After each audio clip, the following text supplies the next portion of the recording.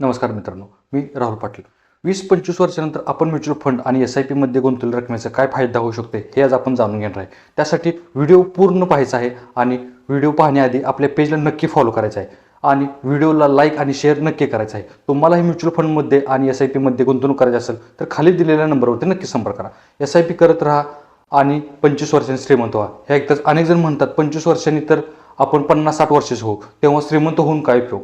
माझा एकच प्रश्न आहे, जर तुमच्याकडे लवकर श्रीमंत होण्याचा खरोखरच एखादा चांगला मार्ग असेल तर एस-आय-पी तुम्हाला तो करण्यापासून थांबवत नाही. कोणीही असं म्हणत नाही फक्त एस-आय-पी करा, नोकरी करू नका, बिझनेस करू नका किंवा नवीन कौशल्य शिकू नका. उलट आज जास्त कमवा आणि त्यातील काही भाग नियमित एस-आय-पी मध्ये गुंतवा. कारण 50-60 वर्षानंतर आरोग्याचा खर्च वाढतो, काम करण्याची ताकद कमी होते, उत्पन्नाचे स्रोतही कमी होऊ शकतात. अशा वेळी वर्षानुवर्षे एस-आय-पी मधून तयार केलेली संपत्तीच तुमची खरी ताकद ठरते. आणि हो, 21 दिवसात पैसे डबल, झटपट करोडपती व्हा अशा शॉर्टकटच्या मागे धावणारे अनेक जण शेवटी आर्थिक अडचणी सापडतात. म्हणून आज जास्त कमवा, स्वतःची कौशल्य वाढवा, ऍक्टिव्ह इन्कम वाढवा आणि त्याचबरोबर एस-आय-पी सुद्धा सुरू ठेवा. आजची कमाई आणि उद्याची आर्थिक सुरक्षितता दोन्ही महत्त्वाचे आहेत.